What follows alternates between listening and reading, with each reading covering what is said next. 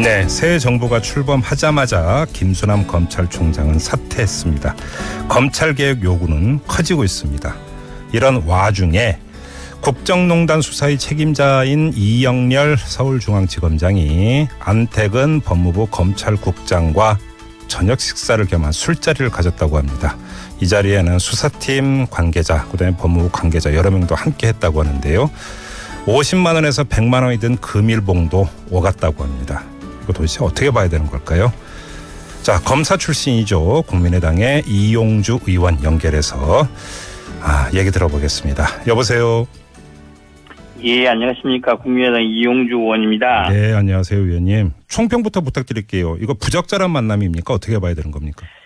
예, 당시 그 전후해서 수사를 한쪽에서는 하고 수사를 한쪽에서 받는 그런 관계라고 한다면은, 네. 통상적으로 그런 만남 자리가 있어 왔기는 하나, 당시 시점에서는 좀 적절치 않다고 네. 생각을 합니다. 이게 이제 그 검찰이나 법무부 쪽에서는 그 수사가 마무리되고 난 뒤 그러니까 4일 뒤에 이루어진 거기 때문에 그 수사하고 직접적인 상관성은 없다. 이런 취지로 지금 항변을 하고 있는 것 같은데요. 보통은 이제 보통 수사가 진행 중일 때도 네. 만나지 않는 것이 상례인 것이고, 네. 당시 이제 여기서 문제를 제기하는 부분은 당시 수사를 한 부서가 서울중앙지검 아니겠습니까? 예. 그리고 이제 법무부 안택은 검찰국장을 비롯해서 검찰 여러 관계자들이 수사의 대상이 잠재적인 대상이었을 수도 있는 네. 상황이 있었기 때문에 비록 수사를 마친 상태라 하더라도 그런 양쪽 당사자 격에 있는 사람들이 나서 회식을 하거나 그 자리에서 돈이 와고 갔다면은 관행 범위 내에 있다 하더라도 적절치 않다라는 거 말하고 싶습니다. 뭐 의원님께서는 국정농단 사건 국정조사 특위위원이시기도 했으니까 이 안택은 그 검찰국장이 이른바 우병우 라인으로 그 분류되는 사람이고 우병우 전 민정수석하고 1000번이 넘는 전화통화를 한 그런 인물 아니겠습니까? 그렇습니다. 전화를 1000번을 했다는 것 그 자체도 비록 짧은 시간 비교적 단기간 내에 그와 같이 여러 차례 통화를 했다는 것도 그 횟수에 비춰보면은 적절하지 않은 것도 보입니다. 네. 그런데 당시 그 특별수사본부에서는 이 안택은 국장에 대해서는 거의 조사를 안 한 것 아니었습니까? 지금까지 드러난 것을 본다면은 거의 조사가 이루어지지 않았다고 볼 수밖에 없습니다. 자, 그러면 우병우 라인으로 꼽히는 인물이고 무려 1000번이 넘게 통화를 했던 당사자인데 조사도 제대로 하지 않은 상태에서 수사가 끝나자마자 술자리를 가졌다. 이렇게 지금 연결해서 본다면 이거는 지금 어떻게 해석을 해야 되는 겁니까? 그냥 일상적인 만남이라고 볼 수는 없잖아요.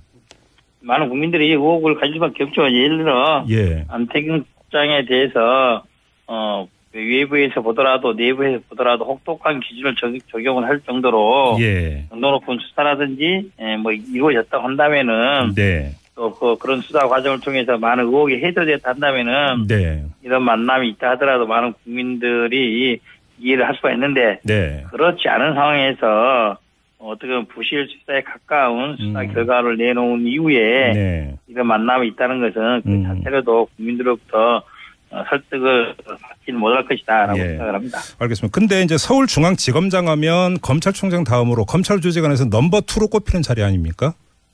그렇죠. 그리고 근데 법무부 검찰국장은 뭐 하는 자리예요, 의원님? 이 법무부 검찰국장은 법무부에서 검찰 관련한 모든 행정에 법무부 장관 다음으로 관여를 하는 부서의 최상급자입니다. 아, 그래요? 그러니까 검찰을 쭉 이제 행정적으로 뭐 하는 최고의 자리에 있다 이렇게 보면 되는 겁니까? 검찰에 대한 인사권, 그다음에 예산권을 직접 갖고 있는 부서죠. 아, 그래요? 그러면 그런 검찰국장이 뭐 특별수사 다 끝났으니까 고생했다. 술 한잔 먹자. 이럴 수 있는 겁니까? 없는 겁니까? 통상적으로 검찰국장이 본인이라든지 특별한 문제가 있는 사건이 아닌 경우는 좀 대형 사건 같은 경우에는 수사팀들에 대해서 수사가 마무리되고 이렇게 식사를 베풀거나 하는 경우는 왕왕 있어 왔습니다. 그런 부분들은 통상적인 사건의 경우인 것이고 검찰 내부가 관련돼 있거나 어떻게 보면 본인과 관련돼 있는 부분이 있다고 한다면은 관행에 포함된다 하더라도 예. 스스로 배제했어야 될 그런 상황이라고 봅니다. 알겠습니다. 그리고 여기 이 자리에서 지금 그 봉투가 오갔다는 거 아닙니까? 이른바 금일봉. 그 안에 뭐 적게는 50에서 많게는 100만 원이 들어 있었다고 하고 이게 그런 거 팀한테 전달한 게 아니라 개개인한테 전달했다고 보도에 따르면 이렇게 돼 있거든요. 예, 통상적으로 법무부 장관 내지 검찰국장 그리고 네. 중앙지검장 정도 위치에 있으면은 네. 여러 수사팀들이 수사를 마무리 짓고 나면은 예. 소위 경력 의무 성격으로 네. 금일봉을 전달하는 경우는 많이 있어왔고 예. 그거는 검찰뿐만 아니라 일반 공무원 조직에서도 많이 있어왔다고 보입니다. 그래요? 하지만 이제 이번 경우에 있어서는 네. 중앙지검장이 수사의 책임자이고 네. 검찰 전체에 대해서 네. 제대로 수사를 하지 못하지 않았느냐 하는 네. 직권남용 그 직무유기에 대한 수사가 이루어졌기 때문에 예. 이런 상황까지 파악을 한다면은 예. 제대로 이와 같은 모임 자체가 마련되지 않았던 게 낫지 않았나라는 생각을 합니다. 제가 그럼 좀 다시 각색을 해서 질문을 드리겠는데요. 마땅히 검찰 특별수사본부의 수사를 받았어야 되는 당사자가 수사를 피한 다음에 자기에 대해서 수사를 하지 않은 사람들한테 금일봉을 전달했다면 이건 누가 봐도 부적절하다고 볼 수 있는 것 아닙니까? 그렇습니다. 뭐 그런 단서가 붙긴 했으나 그런 상황이 된다면은 부적절한 것이 당연한 것이고요. 예. 이와 같은 이번 사건의 경우에도 이번 사례의 경우에도 그러한 의혹을 받을 수 있는 게 충분하지 않습니까? 예. 그렇다고 한다면은 서울중앙지검장이나 검찰국장도 그와 같은 의심을 받을 수 있는 자리는 안 갖는 게 옳지 않았나라는 판단입니다. 그리고 거꾸로 서울중앙지검장이 그 법무부 검찰국 직원들한테 돈 봉투를 준 건 이건 어떻게 해석을 해야 되는 겁니까? 그러면 통상적으로 이제 검찰국이 이런 대형 수사를 하게 되면은 수사팀 관계자, 수사부서에 있는 검사들도 고생을 많이 하지만은 네. 오 라인에 있는 검찰국에 네. 있는 간부들, 네. 또 검찰국에 있는 검사들도 많은 고생을 같이 할 수밖에 없는 그런 입장입니다. 예. 그런 입장이라고 보시면 될 겁니다. 근데 이 돈의 출처는 뭐예요? 이게 이른바 그 서울중앙지검장 판공비 이런 겁니까? 네, 통상적으로 판공이라고 일컬어지는 금액에 포함되어 있는 금액이라고 보시면 됩니다. 그래요? 김명란법에 안 걸립니까?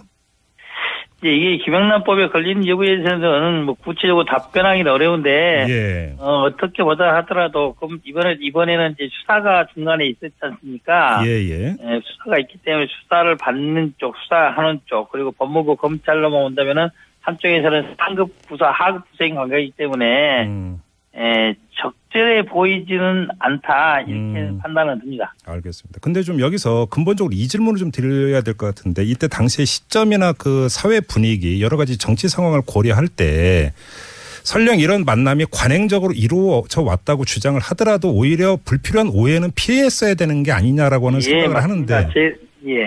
저도 보더라도 이 기사를 언론을 통해서 보고 듣고 참 아쉽다. 네. 검찰이 여러 가지 국민으로부터 신뢰를 잃어가고 있는데 이러한 상황에 대한 판단조차 제대로 못하고 있는 분들이 검찰국장 그리고 서울중앙지검장을 하고 있다는 것을 만천에 알려준 꼴 아니겠습니까? 그렇죠. 누가 보더라도 이런 통상적으로 이루어졌던 관행이 있다 하더라도 지금의 시점 특히 박근혜 전 대통령이라든지 우병우 전 수석을 불구속 기소한 그 상태인지 불과 나흘 정도 지난 시점에서 이런 모임을 했다는 것은 국민으로서는 납득하기 어렵다고 봅니다. 바로 그 점 때문에 제가 이 질문을 좀 드리고 싶은데요. 지금 밖에서는 검찰개혁을 이야기를 많이 하고 있지 않습니까? 근데 진짜 그렇습니다. 검찰 조직 내부에서 이에 대한 민감도라고 할까요? 감수성이라고 할까요? 내지 필요성이라고 할까요? 이런 거 정말 느끼고 있는 겁니까? 검찰 내부에서도 어느 정도의 개선을 바라는지 모르겠으나 검찰 내부 이들에서는 어렵다라는 의견들이 일선 검사들에게 있어서 여러 차례 제기되고 있습니다. 그래요? 알겠습니다. 아무튼 근데 김수남 검찰총장이 사퇴를 한 상태에서 이제 후임 검찰총장 인사가 있게 될 텐데요. 지금 검찰 조직 안에서 넘버2로 꼽히는 서울중앙지검장이 이런 문제에 지금 휘말렸다면 후임 인사가 상당히 복잡해진다 이렇게 읽어도 되는 걸까요, 의원님? 뭐 그렇다고 봐야겠죠. 지금 이제 검찰총장이 임기의 총장이 사퇴를 하는 격으로 한다면은 예. 그 와중에 관여돼 있던 여러 가지 검찰 고위 간부들도 일말의 책임이 있을 수밖에 없지 않겠습니까? 네네. 물론 이제 검찰총장이 항상 검찰 내부에서 나왔던 건 아니지만은 네. 외부에도 올 수 있는 가능성이 높지 않나 그런 판단입니다. 가능성 말고 그럼 의원님은 외부에서 오는 게 더 좋다고 보세요?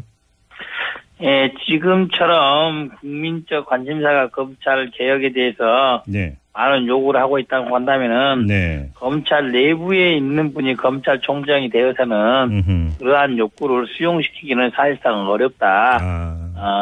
그렇게 보시고요.